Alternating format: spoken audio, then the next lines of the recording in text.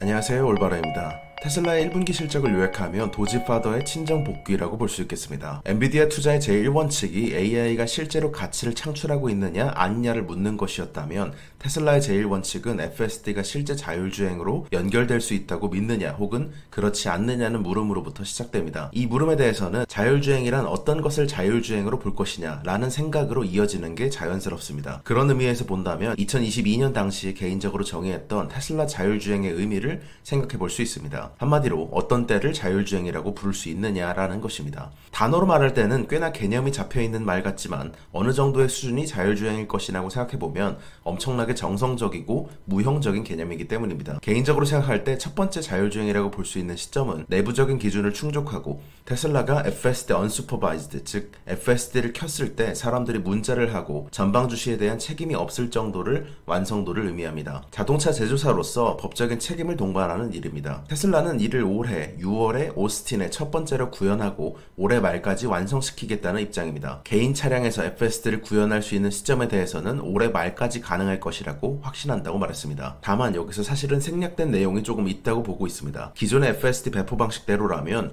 조심스럽게 배포한다는 건 초기에 소수의 테슬라 엔지니어에게 배포하고 그 이후에 테슬라 직원 및 믿을 수 있는 인플루언서들에게 배포하고 그 이후에는 지역별로 테슬라 보험 주행 점수 데이터가 우수한 사람에게 배포하고 그리고 나서는 모두에게 배포하는 방식으로 배포될 예정인데 FSD 무감독 버전은 조심스럽게 해야 하는 건 맞기 때문에 광범위한 배포 일정 시점이 언제일지는 명확하지 않다는 부분을 생각할 수 있습니다. 그리고 두 번째는 사회 문화적인 충족으로 보고 있습니다. 사람들 과반이 똑같이 인식할 수 있을 만큼의 어떤 안전도, 성능, 편안함을 뜻합니다. 예를 들어서 올해 4월에 있었던 AI 업계의 이벤트만 해도 생각보다 정성적인 그리고 문화적인 행동들이 많습니다. 챗GPT에게 사람들이 지브리 스타일로 그려줘 라고 말하면서 진짜 지브리 스타일처럼 바꿔줬다 라고 느끼는 데는 굉장히 정성적인 판단들이 들어가게 되어 있습니다. 기존에도 어느 정도 수준까지는 지브리 스타일처럼 바꿔줄 수 있었겠지만 일정 수준을 넘기자 다수가 동의할 수 있을 정도로 해당 업데이트 버전에서는 지브리 스타일과 비슷한 사진들이 나오고 그렇게 모두가 알게 됐던 것입니다. FSD를 타고 다니는 사람들은 많겠지만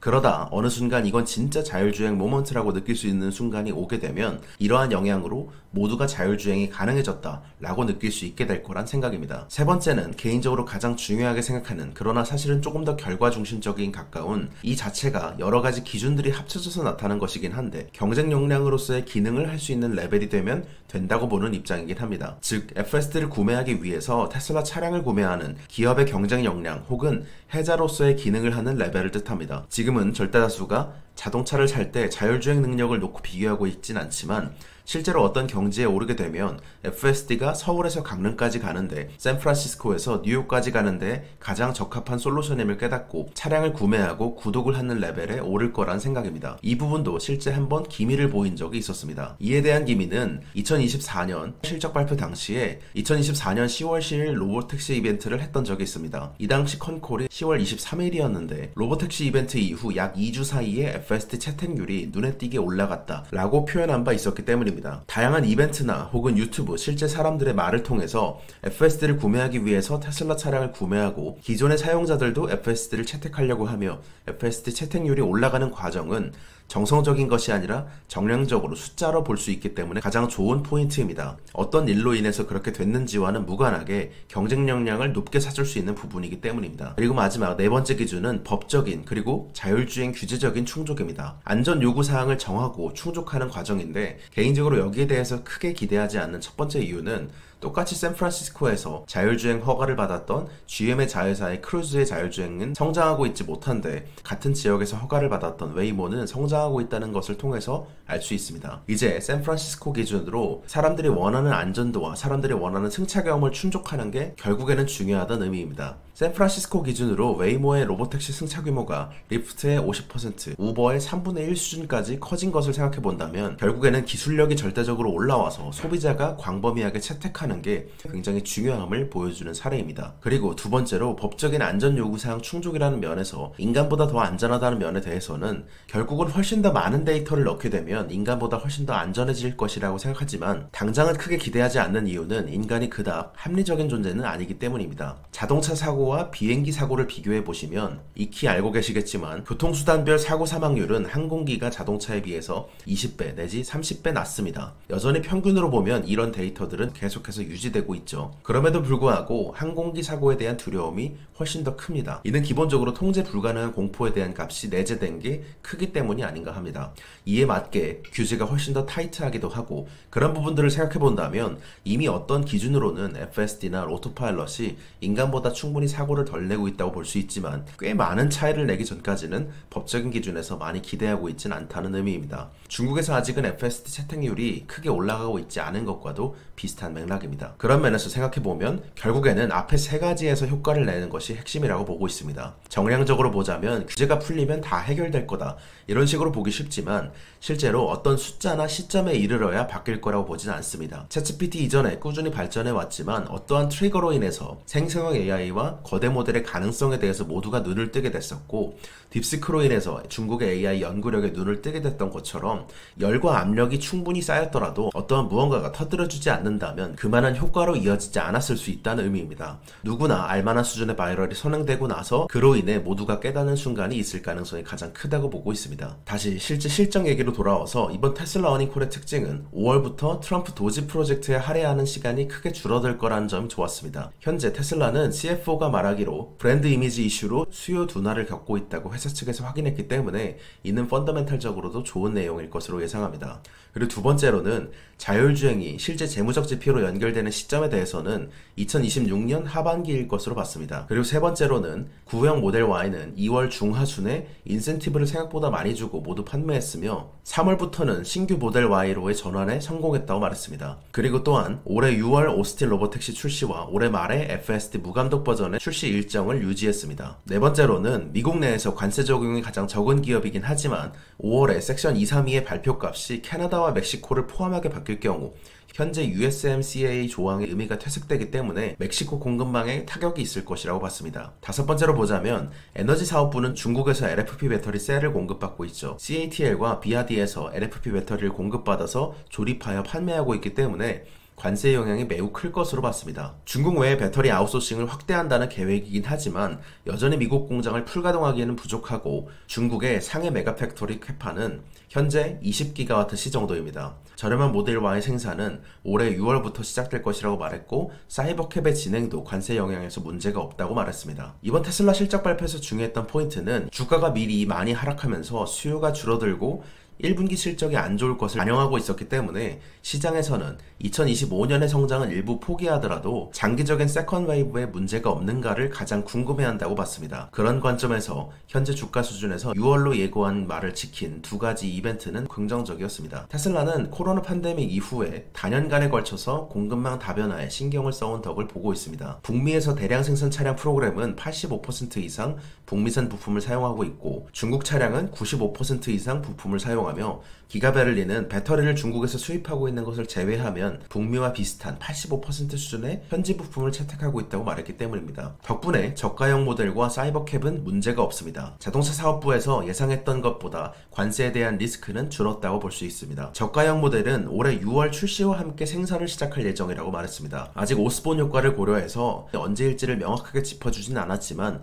이번 저가형 모델은 언박스드 프로세스를 사용하느라 생산 라인을 전면 재설계해야 하는 사이버캡과 달리 기존의 공장 가동률을 높이기 위해서 모델 3와 모델 Y 플랫폼을 개조한 저가 모델임을 생각해본다면 양산이 크게 어려울 거라고 생각하진 않습니다. 머스크의 처음 계획은 저가형 모델과 사이버캡에, 즉 세컨 웨이브를 이끌 수 있는 하드웨어에 모두 한 번의 언박스드 프로세싱을 도입하는 게 목표였습니다. 그러나 2022년부터 시작됐던 소비 부진으로 인해서 많은 것들이 바뀌었습니다. 새로운 제조 기술을 도입하려면 그만큼의 기존의 생산 라인 외에 신공장 캐파를 더 늘려야 했는데 그렇게 된다면 리스크가 너무나 높아지기 때문입니다. 300만 대 캐파에서 500만 대 캐파로 만약에 늘렸는데 수요가 150만 대밖에 되지 않는다면 적자로 인해서 엄청나게 가동률이 떨어지며 고생할 것이기 때문입니다. 그래서 머스크는 2024년에 계획을 꽤나 크게 바꿨습니다. 2025년에 생산을 시작할 저가형 차량에 대해서는 기존의 생산 시설에서도 약간의 레트로핏을 통해서 생산할 수 있게끔 바꿨기 때문입니다. GM이 불확실성이 있는 전기차 수요와 매크로에 대응하기 위해서 내연기관차에서의 BEV 전환을 대중화를 위해서 팩토리 제로, 즉 내연기관과 전기차를 홀로 생산하는 공장을 만들었던 것과도 비슷한 조치입니다. 반면 2026년에 생산하는 로보택시 전용 차량인 사이버캡은 언박스드 프로세스를 적용하기로 유연한 전략을 택했습니다. 언박스드 프로세스는 테슬라가 지금까지 도입한 생산 과정의 혁신들 중 가장 큰 것이라고 생각합니다. 110년의 역사를 바꾸고자 하는 과정이기 때문입니다. 모델 3와 모델 Y의 차량당 생산 비용에 비해서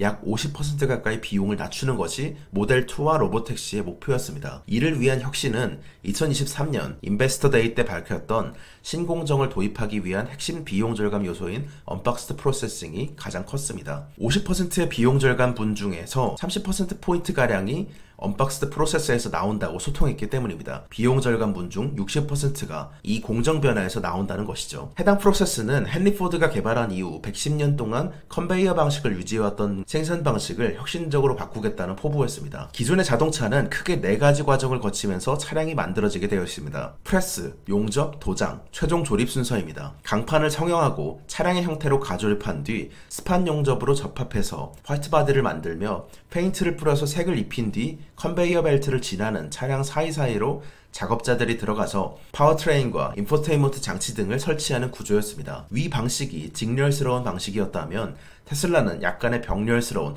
혹은 모듈스러운 공정을 상상했습니다. 프론트 바디와 좌 어퍼 바디, 우 어퍼 바디, 도어, 후드, 플로어, 리어 바디 등으로 6개로 모듈식으로 구성할 포부였습니다. 일단 6개의 모듈을 조립한 뒤 이를 최종 조립하는 방식을 목표로 한 것입니다. 사실 여기서 문제는 차체의 강성입니다. 차량을 조립하는 데 있어서 전체의 상하 좌우 밸런스 및 강성이 완벽해야 하는데 이것을 맞추기가 언박스드 프로세스에서는 매우 어렵다는 문제가 있었습니다. 이것을 극복하겠다는 것입니다. 이 경우에는 마치 하나가 완성되어야 다음 워크로드를 시퀀스에 따라 처리하는 CPU에서 여러 프로세스를 동시에 완료한 뒤에 조립하는 GPU 병렬 컴퓨팅 같은 것을 일부 생산 라인에 적용하는 것과 비슷한 효과입니다. 그리고 두 번째로는 자율주행의 메인 일정을 고수했습니다. 올해 6월에 텍사스 오스틴에서 10대에서 20대 차량으로 먼저 시작할 것이란 일정을 유지했고 올해 말에 미국에서 FSD 무감독 버전을 출시할 거란 일정을 유지하고 있던 점도 긍정적이었습니다. 자율주행에 대한 일정이 6개월 정도로 계속 구분되어 있고 내부적으로 2026년 어느 시점에 어떤 일이 일어날지를 예상하는 것은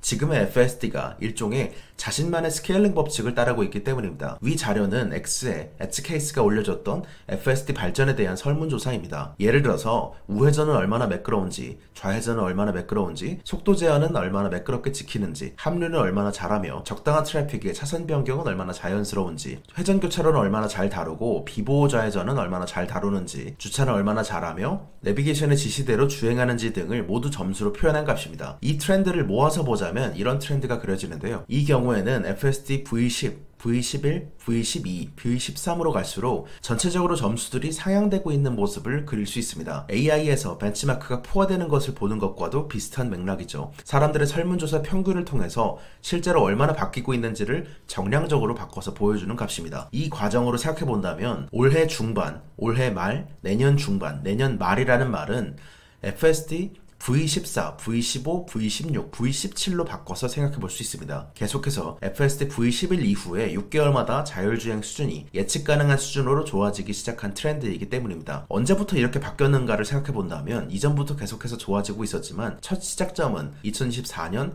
FSD가 9월에 싱글 스택 FSD를 내부적으로 배포하기 시작했을 때부터라고 생각하고 있습니다. 테슬라 AI 팀은 이때 처음으로 FSD 로드맵을 공개하기 시작했는데 이때가 가속화의 시작이었다고 생각하고 있습니다. 오토파일럿 팀을 이끌고 있는 애숍은 거대 모델의 스케일링 법칙에서 보였던 논리를 FSD에도 적용하는 중입니다. 더 많은 데이터, 더 많은 메모리, 더 큰 컨텍스트 윈도우, 오디오 등 멀티모달 데이터를 추가하고 더 많은 학습용 컴퓨팅과 더 큰 모델 크기로 향해감에 따라 성능은 예측 가능한 수준으로 예측 가능한 일정에 맞춰서 계속해서 좋아지고 있다는 게 핵심입니다. 그 과정에서 훈련에서 쓰이는 엔비디아와 도조의 칩 규모를 키우고 하드웨어 4에서 AI5를 업데이트하며 전 세계의 차량에서 더 많은 데이터를 얻는 일을 반복하고 있습니다. 자율주행의 영향에 대해서는 재무적인 결과로 보이려면 2026년 하반기부터일 것이라고 언급했는데 과하게 기대할 것도 없지만 적게 기대할 것도 없는 타임라인이라고 생각했습니다. 그렇게 다시 이 모든 걸 스케일링 법칙처럼 6개월마다 버전 1 일씩 업그레이드되는 예상 가능한 타임라인으로 보게 된다면